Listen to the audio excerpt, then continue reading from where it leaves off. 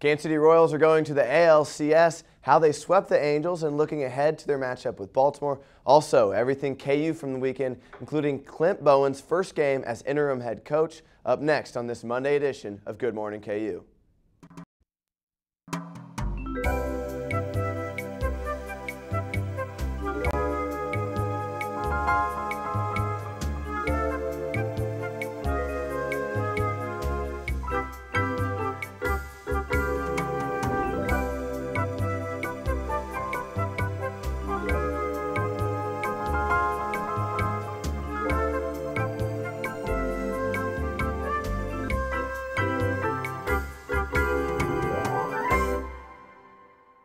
Welcome into Good Morning KU. I'm Jackson Long. Thanks for joining us.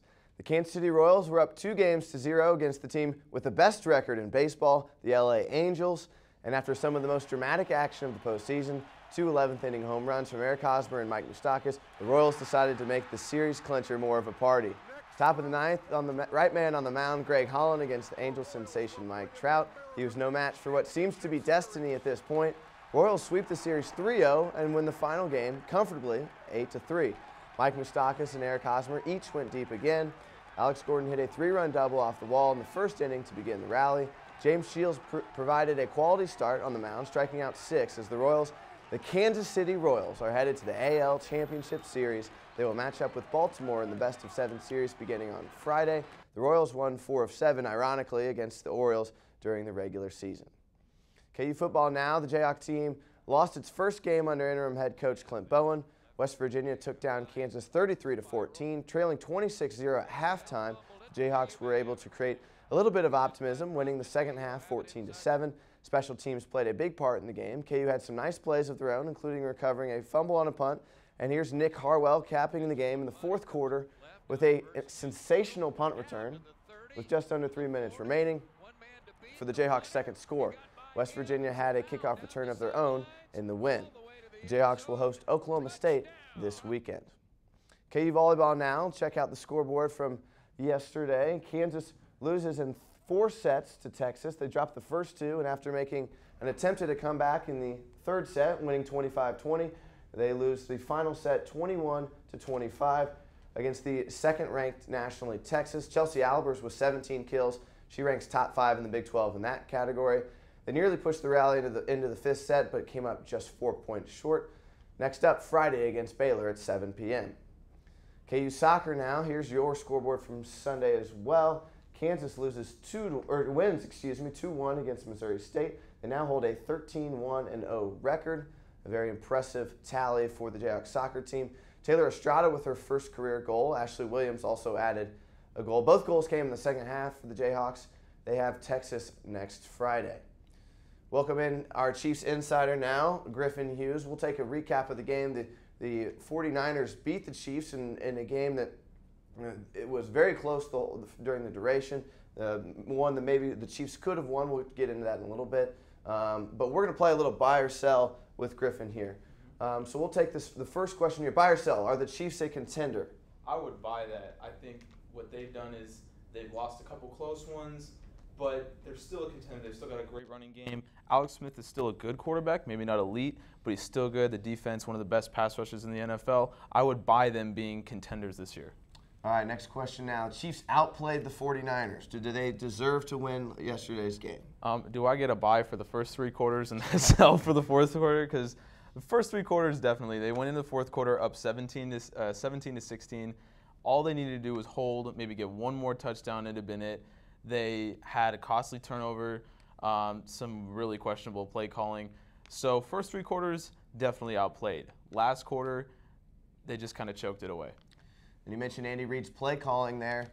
Buy or sell his play calling, first drive, I mean, you can get this split again against first drive versus maybe the rest of the game. Yeah, first drive I would buy it. First drive was brilliant. Rest of the game, not so much. And I would go so far as to sell that pretty much all season. Alex Smith has thrown more passes than Peyton Manning, Cam Newton, Andy Dalton, but he throws for fewer yards a game than all 3 of those guys. So when you look at the play calling of Andy Reid, if Alex Smith is throwing that much with that little efficiency, it's got to be changed. And the lack of Nile Davis in that game, Jamal Charles only had 80 yards, and you'd figure Nile Davis would add 40 or 50. He added 6. I would really question both of those stats as far as can the Chiefs be contenders. It would be they would need Niall Davis and Alex Smith to not throw 30 passes a game. So you look at those two-headed monster at running back and maybe not getting enough touches, especially compared to what Alex Smith's doing. The Chiefs only held the ball for just 1 minute and 30 seconds in the fourth quarter, so San Francisco really owning time of possession there. Final question. Next Sunday, it's the Chiefs at the San Diego Chargers. Chargers have looked pretty impressive so far this season. Is this a must-win if the Chiefs are having any playoff hopes this year? I would buy that. I would say it's a must-win, and it's because where they go up to right now, they will play at home against St. Louis and the New York Jets. So you figure if they come out of these 3 games with 3 wins, then really you need 2 or 3 wins to cement yourself as a playoff contender in an NFC or AFC that looks kind of weaker this year than it was last year, especially considering who they have later in the season. They play at the Bills. Doesn't sound too dangerous, but they are. At the Cardinals, again, not too dangerous, but they are. And then at Pittsburgh. You figure even if you go 1-2 in those games, you're still struggling when you have to play the Broncos. You got to play the Chargers. I would say they need to win this game to keep their hopes alive. That's our Chiefs insider, Griffin Hughes. Griffin, thanks for joining us today. Anytime. And Austin Branch from the SUA will talk a little bit about our Madden tournament after the break. Stay with us.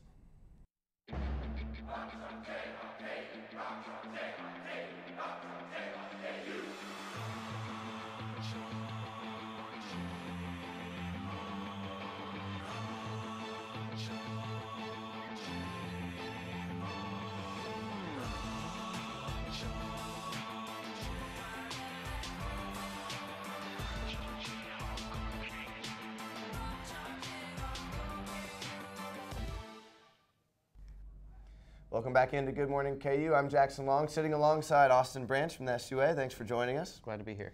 So Austin, tell us a little bit about this upcoming Madden tournament. Okay, so tomorrow on the first floor of the Hawks Nest of the Union, there's going to be a Madden tournament to where we're going to be playing Madden 13. It's going to be really laid back. Anyone can sign up. It's for free. And they can just come down and just play to try to win some of the prizes we have to offer. Okay, so you mentioned the prizes. Now that sounds kind of maybe a goal here. What kind of prizes do you got? Okay, so third place would be winning Madden 15. Second place would be a $50 gift card to Amazon. And then first place would be a $75 gift card to Amazon. Sounds very intriguing for you poor college students out there. So sounds fun. Now, what time did we say this was again? It's going to be from 6 to 9 p.m. on the first floor of Hawks Nest. And this is? Tomorrow night? Tomorrow night. Tomorrow night. So you Madden players come in tomorrow night, first floor, Hawks Nest of the Union. Austin, what's kind of your involvement in setting up this tournament? So I'm the assistant coordinator of special events with the SUA. So I'm really responsible, along with my head coordinator, to really get the entire event together, along with catering. There's going to be Buffalo Wild Wings there. There's going to, we have the Xboxes all lined up, because it's going to be on Xbox. And then we get the TVs and just really make sure that everyone's there and has a fun time. Fantastic. Now, this Madden tournament sounds like a good time. You might see me there, actually. So, is there another event? I know you're assistant activities coordinator. So, is there another event that you would maybe say, hey, watch out for in the future? Oh, definitely. So, there's a lot going on this month with SUA. Actually, if video games isn't necessarily your style, I know tomorrow night in Alderson at 7 p.m., there's going to be a documentary of American Winter showing, and that's partnered with KU Fights Hunger.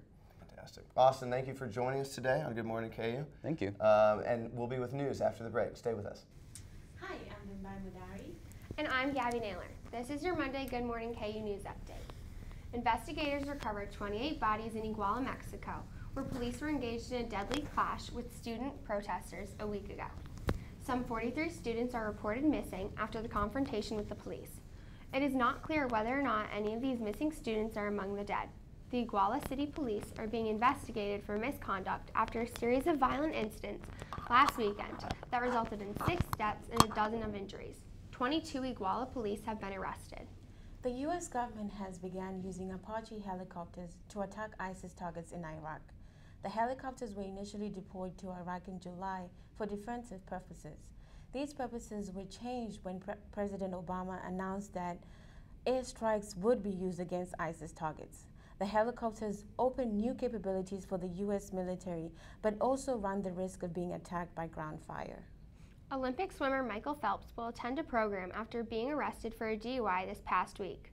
Phelps was arrested last Tuesday after registering a .14 blood alcohol content level. Phelps will be taking a break from swimming while he attends this program.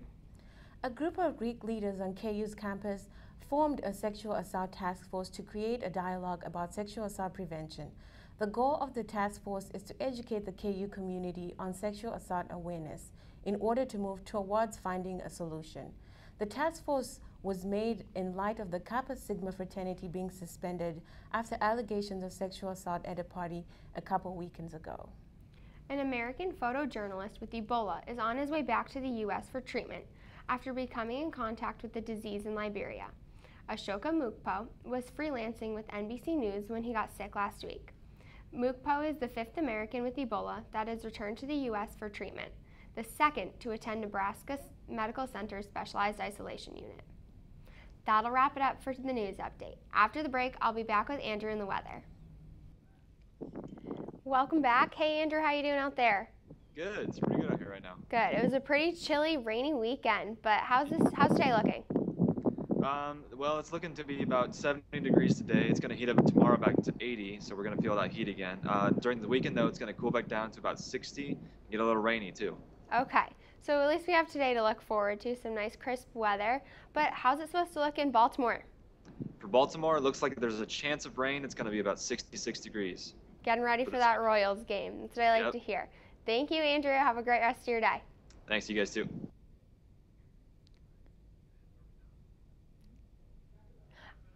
Thanks for watching this Monday morning. Tune back in tomorrow at 10 a.m.